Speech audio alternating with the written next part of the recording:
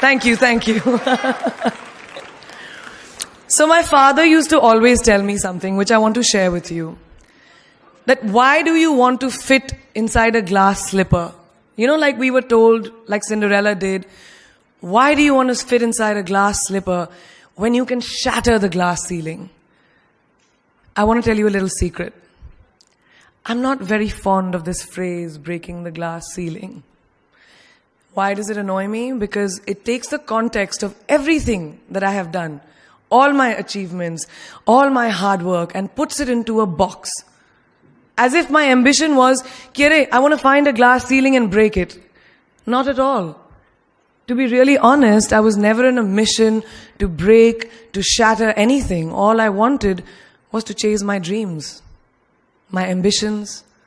I wanted to evolve. I wanted to become the best version of me that I could be.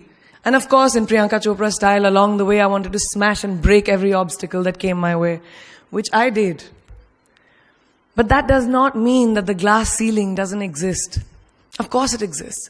And countless of women and men, mostly women, run into it in their professional and personal lives. And I'm sure a lot of you can vouch for that right now. The Oxford Dictionary definition of the glass ceiling is an unacknowledged barrier to advancement in a profession, especially affecting women and members of minorities from rising beyond a certain level in a hierarchy. And this metaphor was first coined by feminists in reference to barriers in careers of high-achieving women. So why did I choose it as my topic for today if I hated it so much? Because I hope through my experiences I can present to you the tools to live your dream and to not make that glass ceiling that is defined by society, largely patriarchal, as your goal. I want you to aim higher because you know you can. And it's honestly all I did. Every step of the way, all I did was set a higher standard. How did I get here? By being fierce, by being fearless, and by being flawed. Completely and utterly flawed. I'm not perfect, like none of us are. So tonight I'm going to try and break it down for you a little bit in a slightly different way. I present the 12 short, surefire ways of becoming Priyanka Chopra. Would you like that? Sorry, I was just kidding, because us millennials, we don't like to be told what to do. So this is a gentle nudge in the right direction. Presenting PC's 12 rules of becoming the best version of yourself. So here are a few of my favorites from my list. There's only one you, okay? Because there's no one like you. And I don't mean the superfluous, superficial parts. I'm talking about the core of you, who you are inside, your values, your beliefs, your flaws. And once you understand who really that person is, you would have taken the first step in finding your unique self. And that is the best version of you. Who am I really? Most often, we don't allow ourselves the ability to dream beyond our imagination. We don't allow ourselves to think about the future because we are afraid of change. We are afraid to move away from what is familiar. Either that or sometimes, we are too rigid to let our dreams evolve. Just loosen up. Shake it off a little bit. Change is the only constant thing in life, and you are never too old or never too experienced to learn something new. Believe that you have everything already as your Brahmastra in your will to be able to be and achieve your dreams. Be fearless. I know I wanted to become an aeronautical engineer. What am I today? I'm an actor, I'm a singer, I'm an author, I'm a producer, I'm an artist. How did I go from becoming an engineer to all of these things? I made choices. The choices that I wanted for myself. So that is my rule number 2.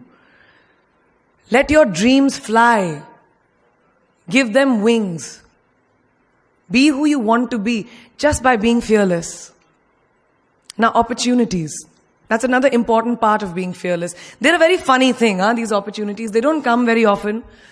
They come far and few in between. But when they do we recognize them? Our job is to recognize them and make the most of them. I look back on all the things that I've done and I marvel at the opportunities that came my way. Miss India, Miss World, when I was in Bareilly in army school, my first film offer, my first music single, the first film I actually produced. There was never a plan, ever.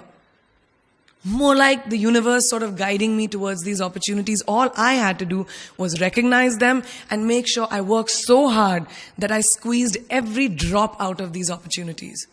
This, ladies and gentlemen, is called drive. It's called ambition. So no matter where you are in life, rule number 3 is you have never arrived enough to explore new opportunities. And there's nothing wrong with being ambitious. Ladies, listen to me.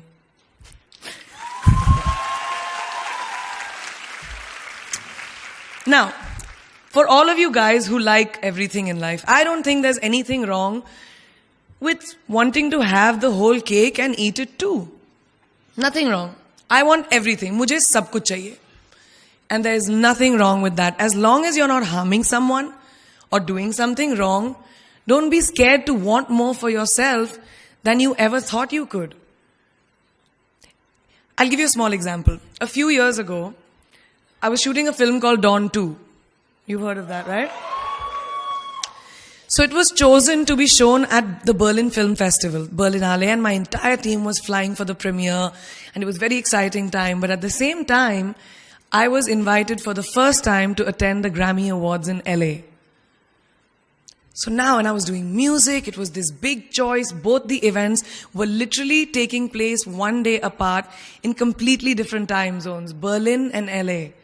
My team and everyone around me told me, no, it can never happen. You have to choose what is your priority. And you know what I did? I made some insane connections. Mumbai to London, London to Berlin, Berlin to Amsterdam, Amsterdam to LA, LA to Mumbai in 3 days. And I made it happen. I went to both events and I looked great at both events. Even though I hadn't slept, it took a little bit of extra makeup, but I was fine. And that's not the only time I've done it. I've done it so many times, over and over again. Why? Because I don't want anyone to tell me I can't have everything.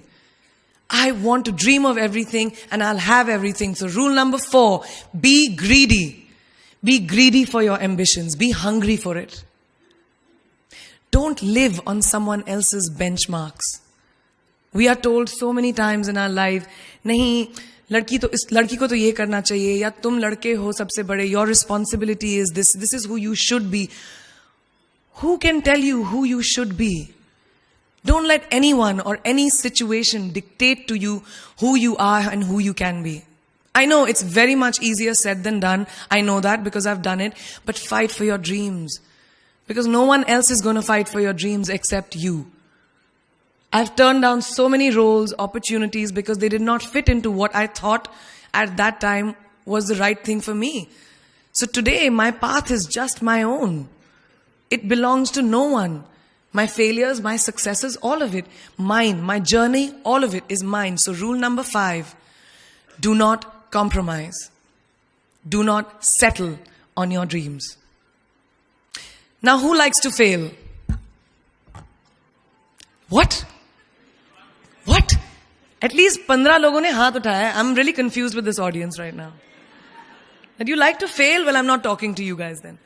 I'm talking to those guys who hate to fail. Because I hate to fail.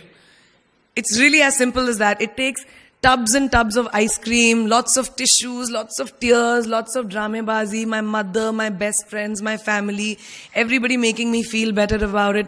But the one thing that is as certain as night and day, ladies and gentlemen, is that you will fail. It's just how it is. And there is nothing that you can do to stop that. It's what you do after that'll define where you go. When something I've invested, thank you. Thank you. When something I've invested in my heart and my soul, which I do with everything that I actually put my mind to, if that fails, I don't just wallow in self-pity. I roll myself in it. I roll around in it. I wrap myself in it, head to toe, self-pity, self-pity, self-pity. It's not a pretty sight. I can tell you that. My mother, who's sitting right here, has witnessed it many times. But then I get up, cry a little, dust myself off, and dive straight back into life, because the only way to push failure aside is to move ahead. Not ignore it, analyze it, and learn from it. Always remember, you will never truly enjoy success until you have tasted failure. And trust me when I tell you, it tastes like shit. Really does. So rule number 6, fail, fail, fail again, and then rise like a phoenix. Now, what is life without a little bit of a risk, right? No, I'm not an adrenaline junkie. I'm not telling you to go off roller coasters or anything. I've always believed that you have to take risks, calculated, educated risks, to evolve. Because if you've not truly explored the full extent of your possibilities, you'll always remain stagnant. People have written me off several times in my career. Sometimes they didn't agree with my choices. When I played a negative character in my film Aitraz, very early in my career, I was told I'll be a vamp and no one will cast me as a heroine. When I took on a female-centric film called Fashion, again, very early on in my career, I was told that was not norm. When I signed a US TV show at the height of my film career in India, each time the risks were huge. The stakes were high, and the repercussions could have been, to say not the least, career ending. Thank God they weren't, and I'm still standing in front of you. I really appreciate God. I don't know what will happen going forward, but as of now, I can say that my risks and the gamble was worth it. You know why? Because I backed up those risks with my 100%. So rule number 7, be bold and take these risks. Now, friends, family, the people you work with, the people around us are our greatest influencers in your journey to success. So you have to choose very wisely. Rule number 8, surround yourself with the right people who do not stab you in the back.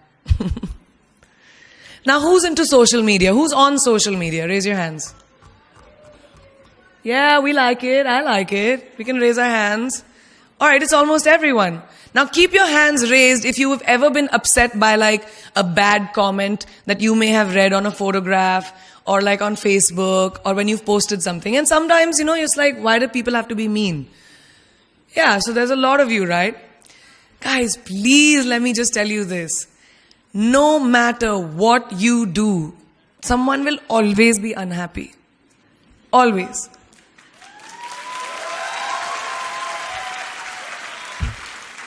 Especially in this age of social media, it's so easy for us to be confused between the voices that actually matter and the opinions of faceless people writing behind the anonymity of what the web offers. They don't matter. So rule number 9, you can never please everyone all the time. And the biggest favor that you will all do to yourselves will be to laugh at yourself, at situations. Find a moment to appreciate every single day this funny thing called life. And that's my most important rule number 10. Don't take yourself too seriously. We're not making rockets. All right? Calm down, have fun, and just enjoy this beautiful journey that we've been put on. I do that. In the meanwhile, hi. मैं यही हूँ, मैं जा नहीं रही. 2 और rules बचे हैं. It's really not that hard, in my experience, to be kind, to be compassionate, to be human. You will never know someone else's full story, so don't be quick to judge. My mother, who's here tonight with the rest of my family, this entire front row is very Chopra and Akhori right now. She taught me when I was very, very young that there is always someone who will be less fortunate than you. Always. So give back wherever you can. There's a huge reason I started my foundation. I lend my voice to UNICEF, Girl Up, and causes that I'm associated with, because we have one world, and it's ours. And we need to heal it, and that starts with us.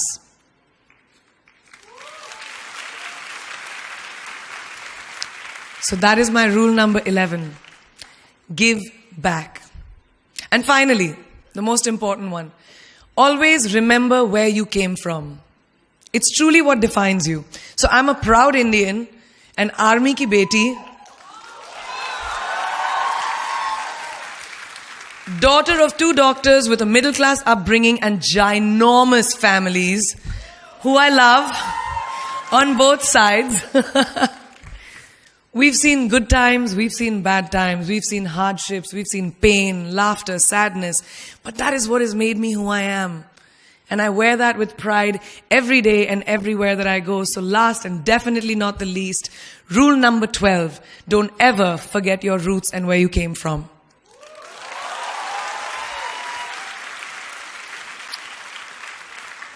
I hope you take some of what I have shared with you today and go into the new year with maybe a different perspective on life and start 2018 with being fierce, fearless, and flawed. Yeah, that's it. That's it.